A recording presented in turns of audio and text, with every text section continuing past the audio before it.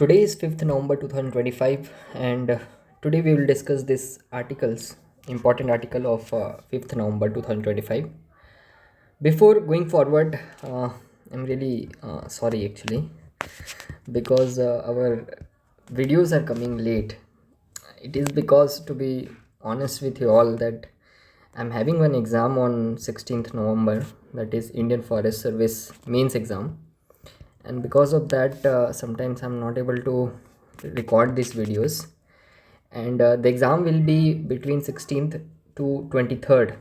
My last exam will be on 21st November. Today only the timetable, sorry, admit card of this Indian Forest main service has been released by the UPSC. So that is only the reason. So I request all of you who are regularly continuing this current affairs. I understand that you deserve to get these lectures regularly on time, but I'm not able to fulfill that. I regret for that. But yeah, I request as an aspirant to understand this, and definitely after 21st November we will be having on time and continuous discussion on current affairs using mind maps. So let's not delay further and start our discussion. The first important article is new climate pledge failed to move the needle on warming, world still on track for 2.5 degrees Celsius. This is the article that is United Nations Environment Program have, that is UNEP, have released one report which is saying that the world is not on track to achieve its goal to keep the temperature below 1.5 degrees Celsius. So that is the news. So let's discuss the background of it, and then the other aspect of it from the mains point of view. So basically, this article is related to the climate change. This article is related to climate change. Okay. Let me give you the background of this. Background. Few things you must be aware before starting this article. Then we'll go to the chronologically. Let's see. The world is going through the global warming, and which is causing climate change. Why it is happening? Because of release of carbon dioxide and other greenhouse gases. Now, why these greenhouse gases are increasing? Because of the industries, agriculture, and other aspect is there. The most important reason has been the industrial revolution, which started in 18th and 19th century. And this industrial revolution actually took place in the Europe and the America, especially Northern America. So these Europe and Northern American countries are responsible for current global warming and the climate change, mostly responsible, right? So now see, the impact of this climate change is not only limited to these countries, but impact is being seen by every country including India. Now it becomes important that every country including India should take initiative to reduce these greenhouse gases so that the climate change can be reduced. However, for that, what is required is, the bigger question is of equity. Which country should reduce how much carbon dioxide and the greenhouse gases? Countries like India claim that since the developed country have contributed more in causing the release of greenhouse gases and thus causing the global warming and climate change, hence they should take lead in it. However, there is lack of consensus between the developing country and developed country, and that we have seen US, that is United States, have come out of the pledge to come out of the Paris Agreement. Okay, now see, to to resolve these issues and this climate change, United Nations framework convention on climate change has been launched in 1992, and under this there is one agreement called as the Paris Agreement. This Paris Agreement actually have the provision that the world should reduce or the prevent the global mean temperature to reach the 1.5 degrees Celsius by 2030. What you got? Paris Agreement have the provision that the world will stop the rise of the global temperature to 1.5 degrees Celsius. Okay, that is the pledge. How they will achieve it? Through the nationally determined contribution. What it is, this is important term, nationally determined contribution, that each country will give their voluntary pledge that how much carbon dioxide or other greenhouse gases they are going to reduce, the emission they are going to reduce. So that is called as the nationally determined contribution by the different countries. Now through this contribution, for example, India have pledged to have the renewable energy source of energy up to 500 gigawatt, that is around 50% of its total energy. So such kind of nationally determined contribution has to be given by the other countries, and they are giving. Now what has happened is that the United Nations Environment Program have prepared one note in which report in which they are saying that the world is not in track, not at all in track to achieve this 1.5 degrees Celsius goal under the Paris Agreement. Okay, and that is the article actually. And what the projections have been made, the projection has been made is that world is going to have 2.3 to 2.5 degrees Celsius projection. Okay, so this is the high compared to the our goal. And that too, the UNEP is saying that it is actually, it will be 2.6 to 2.8 degrees Celsius. This is due to the change in documentation and change in accounting measures, not actual reduction in the emission has been made by the governments. So this is very concerning. The second concern raised in this UNEP report is the geopolitical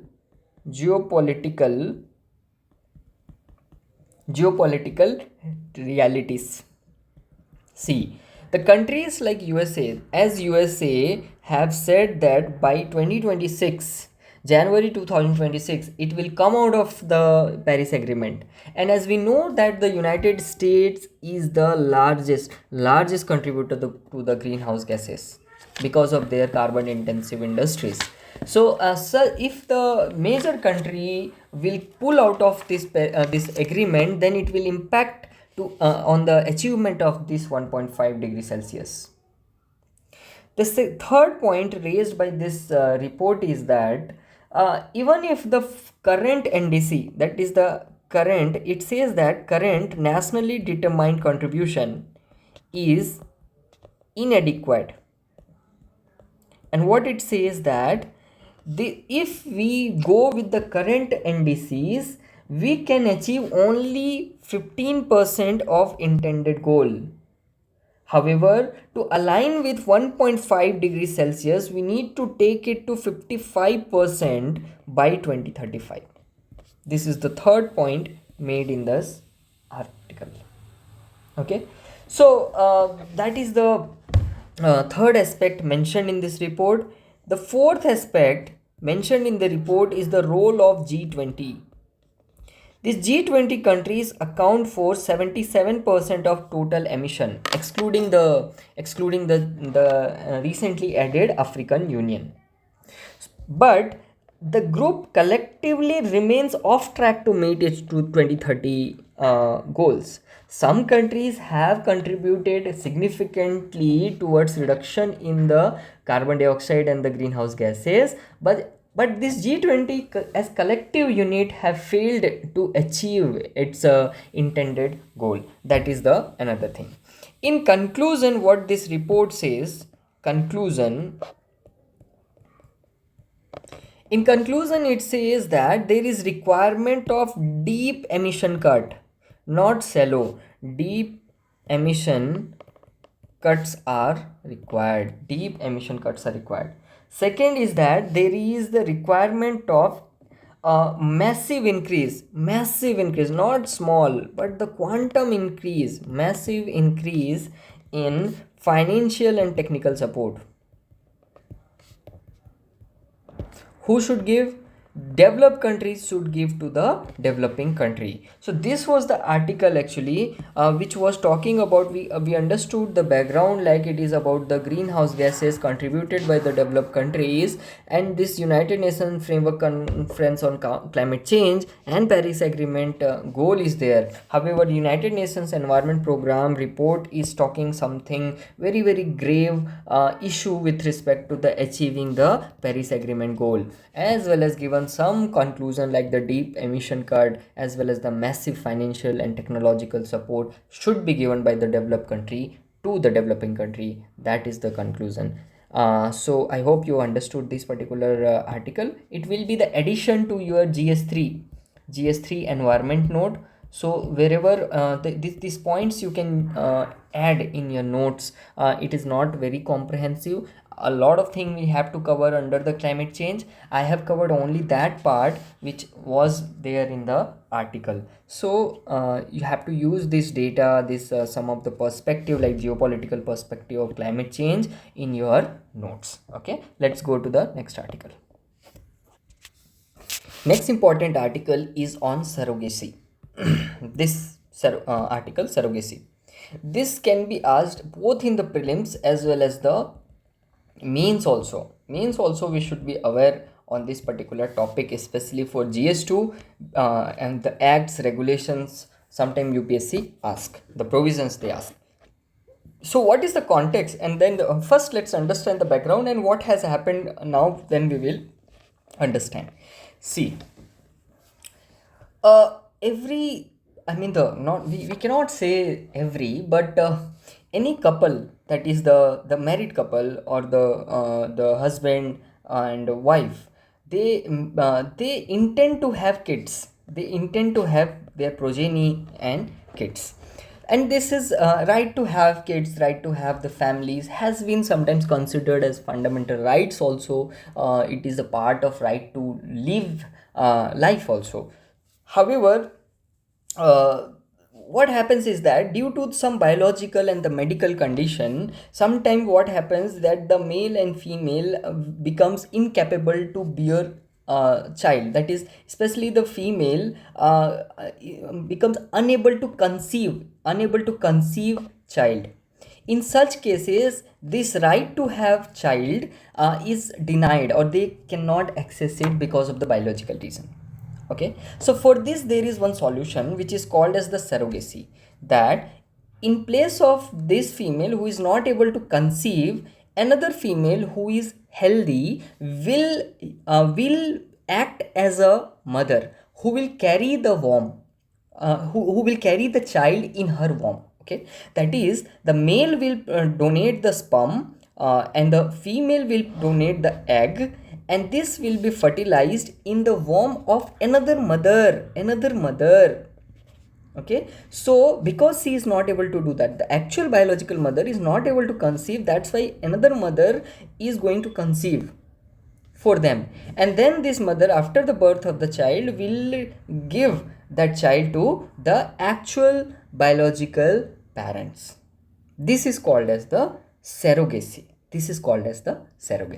I hope it is understood. When the this couple intend to have the kids but not able to have it, then what happens, the another female can bear the kid for them. However, what has happened is that around 2005, around that period of time, because of the lack of regulation, India became the capital of surrogacy basically. So it became commercial. Some women started taking money to give birth to the child for others. So this way what started, it became commercial. Because of such commerciality, what has happened is that, suppose in case the child is not healthy, or let's say child is not as per the requirement or the expectation of those parents who have demanded for surrogacy. Maybe they were intending for boy, but the kid was girl. So what they used to do is that they used to refuse to accept that child. in that case the right of the child as well as that mother used to be violated, especially the right of the child used to be violated, their right to life.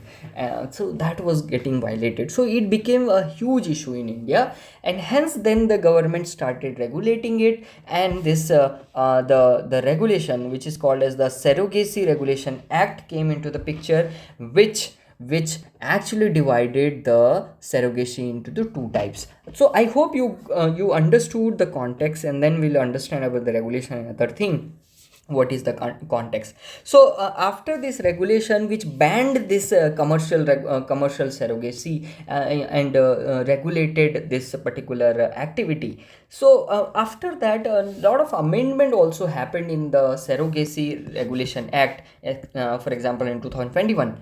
Now what has happened recently? What has happened is that Supreme Court is examining one provision of this act. See, there is one provision that under this particular rule which says that if a married couple is already having one child, then this married couple are not allowed, legally not allowed, to take the surrogacy even if they are not medically fit to bear the second child. It is like, let's say this couple has already a biological child of their own, but they want to have the second child. However, due to some medical issues they are not able to conceive. So in that case, if they want to have the next child through surrogacy, they can't have it as per the law. So this provision has been challenged in the Supreme Court, and that is the context. So let's understand more comprehensively this particular article, what can be the important aspect for us to cover in order which can be asked in our examination. So the topic is surrogacy.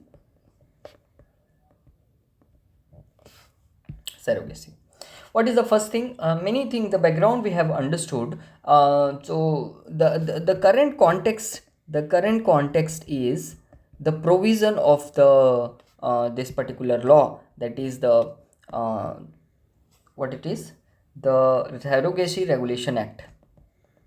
There is Act, Surrogacy Regulation Act 2021.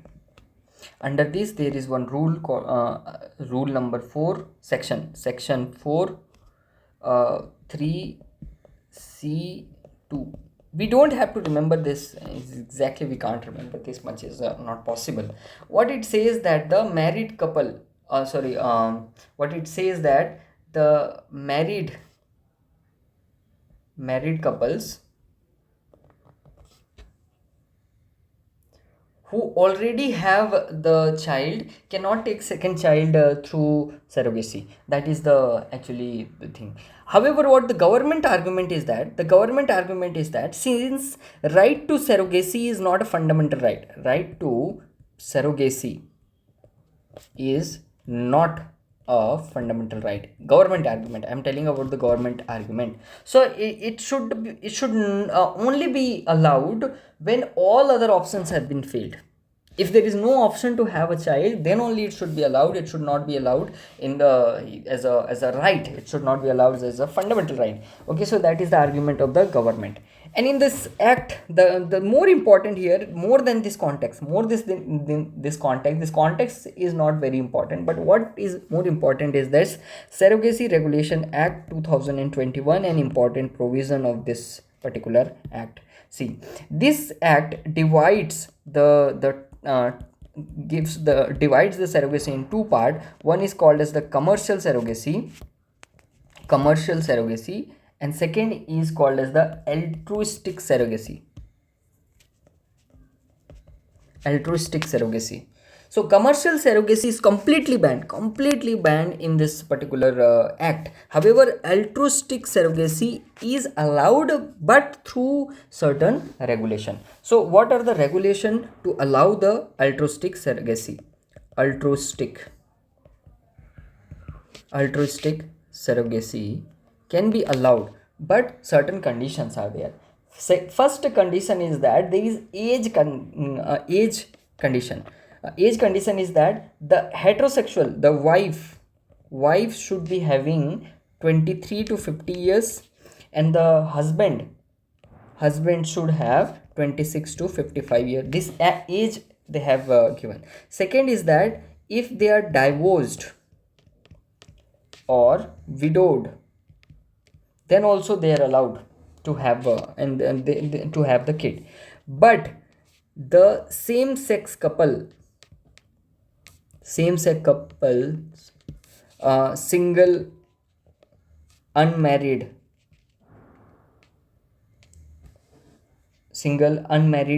individuals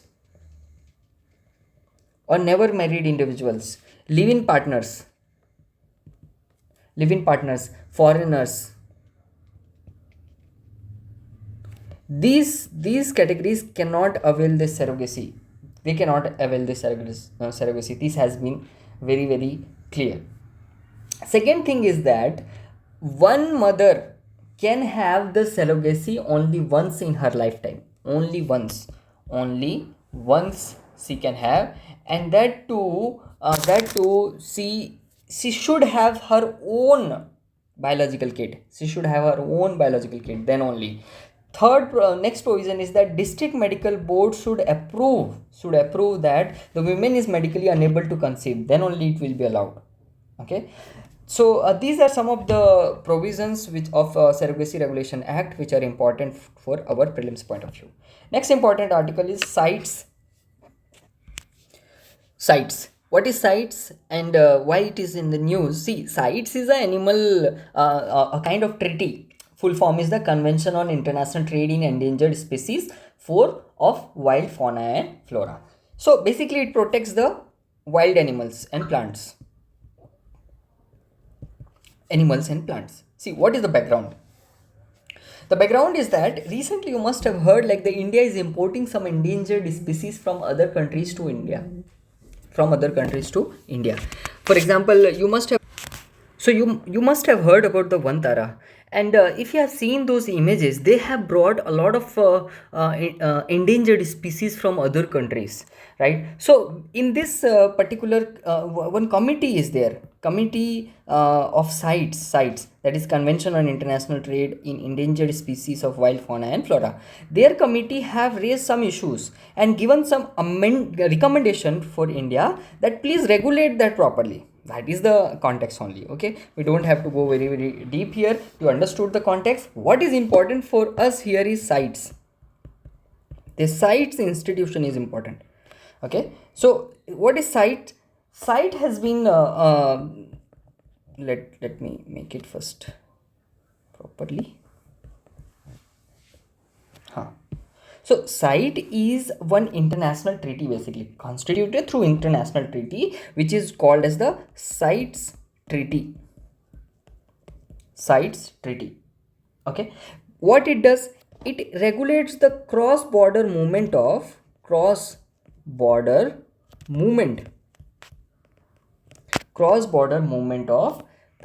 animals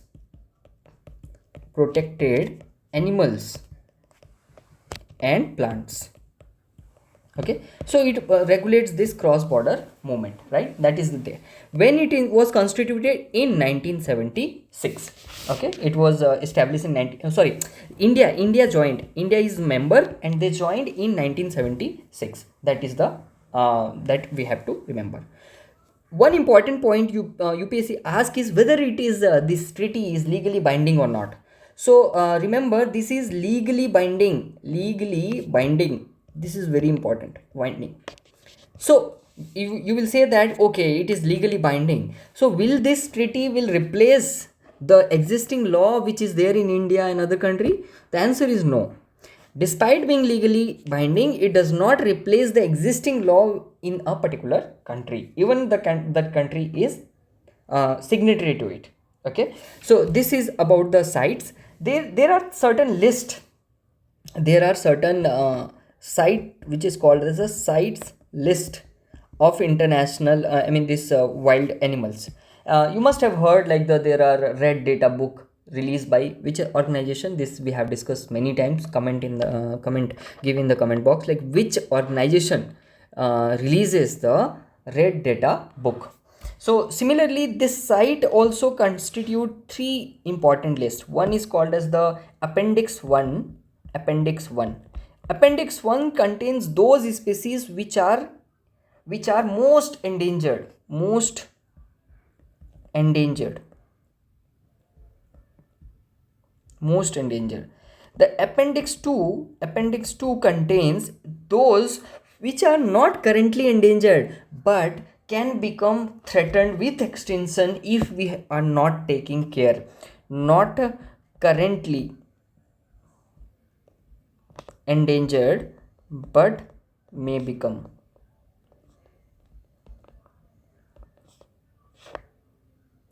The third appendix 3 is nothing but the species included at the request of the party that already regulate trade. Suppose India regulate trade of elephant, that means India can tell the CITES or the request the CITES to include these species in the list.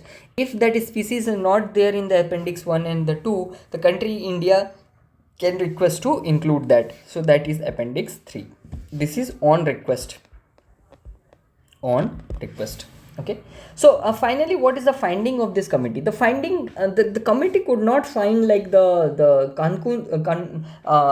conclusion they could not derive that the import has been made for the commercial purpose, but they have raised the concern that in future these animals can be declared as the captive animal and it can be exploited. Hence they have recommended to the government that taking the strict measure and regulate this kind of import. That is the news. Let's go to the next article, that is India's leap in research and innovation. The background is that this research and innovation, R&D, research and development funding in India has been an issue since independence, right? Some of the report says that India expenditure is only 0.75% of its GDP, which is way below around 2% in the countries like the US, China and other countries. Their expenditure in R&D is much higher compared to the country like India, right? So that has been the issue. So as you know, without the research, innovation, these things, we cannot become the knowledge economy. So we will be dependent on the other country for the actual invention, and we will just produce over that invention. So that is the problem. To resolve this problem, government have taken several initiatives. One of the initiative is this one. That is, India's research and development ecosystem have, has transformed because of the multiple initiatives taken by the government that we are going to discuss in today's lecture. Now, what it is this R&D ecosystem in India? The topic is R&D ecosystem. R&D ecosystem. See, there are different scheme are there, but before that, let's see the current status of R&D status in India. One point is that, remember that there is the growth of R&D in India. The growth of R&D in India, which says that it has almost doubled. It has almost doubled around 60,000 crore to 1.2 lakh crore. 1.2 lakh crore. This much increased growth we have seen in terms of R&D infrastructure. That is the gross expenditure on research and development. This is the data from 2010-11 and this is the data of 2020-21. So this growth we have seen, this graph you can use in your answer. This you can update. Second thing is that who is doing how much expenditure. Remember the 43%, if you see the share, almost around 43%. This is 50, this is 43. The 43% expenditure is being made by the central government. The private sector industry accounts for 36%. So the private sector is doing 36% expenditure. This is private sector expenditure. Okay.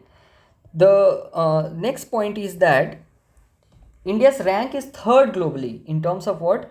Science and engineering PhD award. PhD in science and engineering, India is third rank. This is also one of the point we can use in R&D status. Now, what are the initiatives taken in India?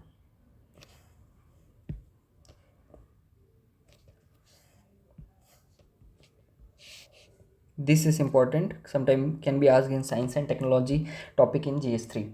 See, there is one initiative called as the Anusandhan National Research Foundation. This research foundation actually intended to link the academia, that is the institution, with the industry, so that the research is industrial need oriented. Second initiative is Atal Innovation Mission. Atal Innovation Mission, if you have observed some of the government schools, there they have created Atal Tinkering Lab. This is the initiative of Niti Aayog, in which the one lab will be created where the artificial intelligence, 3D printing and other technological instrument for learning of the school students will be available. Through that, we are promoting the research and innovation in India. The third initiative is Bio E3. Bio E3 full form is the biotechnology for economy, environment and employment. Basically, this initiative to promote the research and development in the sector of biotechnology. Fourth initiative is the Indian Space Policy 2023. Actually, this policy also encourages the R&D in the space sector. So overall, these sectors, these are the most important initiatives taken by the government to promote the R&D in India. Next important article is Second World Summit for Social Development. Now, what is important here for the prelims is that, see, not directly question I am not expecting here, but sometime some keywords and some some, what we can say, that declarations becomes important, which we can use as value addition in our answers in the mains. Second World Summit for Social Development. From here you can clearly understand it is for the social development. What is social development? Poverty alleviation, gender equality, education, health.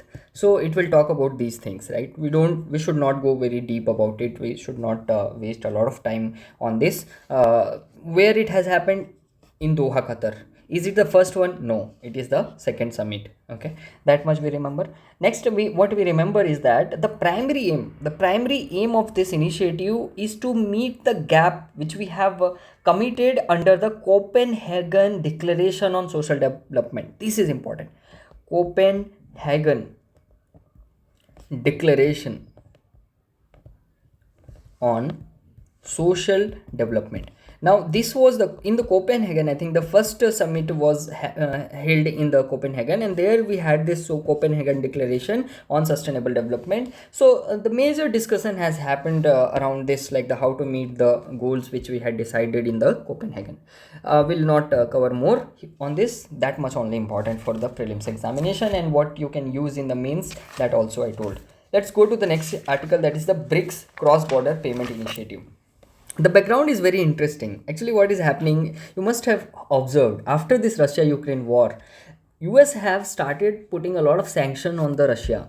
Especially this, you must have heard, SWIFT. SWIFT is a network through which the different countries use as a messaging app to have the cross-border transactions. Like suppose you have to transfer your money from let's say one bank, SBI bank, to another bank, let's say the Punjab National Bank. We use one network which is determined by the RBI, right? Similarly, if let's say USA want to have the payment to India, or the India wants to pay to Russia, or they are interlinked, and they use this software called as the SWIFT. Now in this SWIFT, this USA and the Western country have the more control. So what these countries did after this Russia-Ukraine war, they cut the Russia from using this SWIFT. So because of that, Russia, the countries like India, which are the major partners, trade partners of Russia, were not able to have the transaction with the Russia.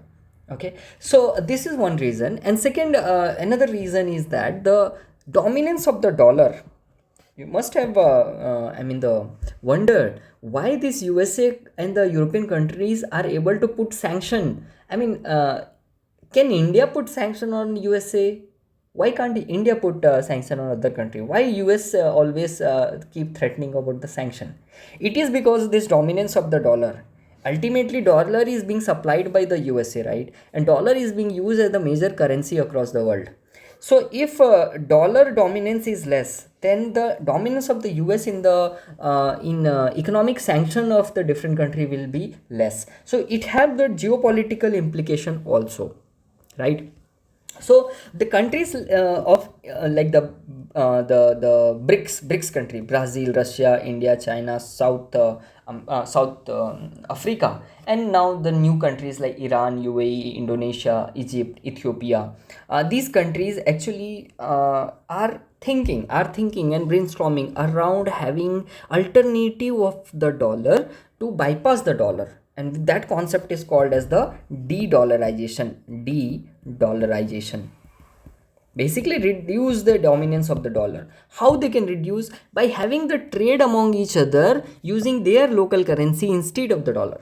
Suppose the rupee transaction between India and Russia, so that is called as the de-dollarization. So in that context, there is one concept called as the BRICS pay, like Google Pay, Phone Pay, Bharat Pay, like that, BRICS Pay. Basically, this is the payment system through which these countries will be having the payment among each other.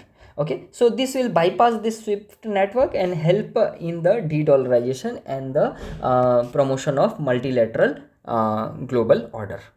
Next article is the black hole morsels. Morsels. Do you know about the black hole? Black hole is basically a kind of place from where there is no return. Basically, once any element, even the light enters here, they can't return because of the high gravitational force. High gravitational force, it pulls anything comes around it. Okay, that is called as the black hole. Now black hole is an instrument, it's a natural body which helps to study the quantum mechanics. Now the what scientists have identified is that theoretical, in the theory, basically it's a hypothetical, not yet proven. They are talking about the micro black hole, you can say micro black hole, very small, like very small black hole, which is a kind of component or the which comes out of the major black hole only, and that they have called this micro black hole. The scientists are calling as the morsels. Okay, what will be is the importance if this morsel or the micro black hole has been identified or developed? It will help in study of the quantum mechanics. Study in the quantum mechanics. Few concept I'm telling you which you should remember. See, whenever the black hole temperature is inversely proportional to the mass of sun or star. That means if smaller the black hole, higher the temperature, larger the black hole, lower the temperature. You are getting? So since these are the micro black hole, their temperatures are very high, very high. So this micro black hole, what they release is certain radiation they release.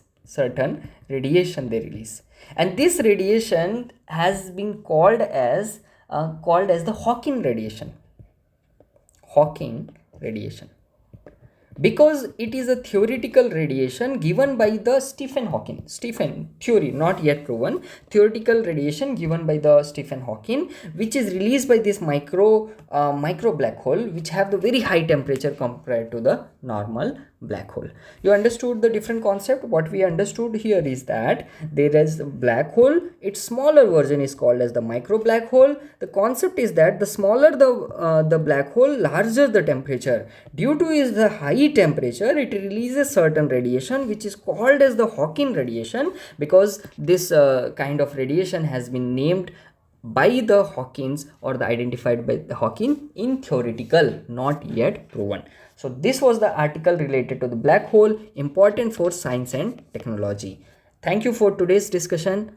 Thank you so much. Have a very nice day.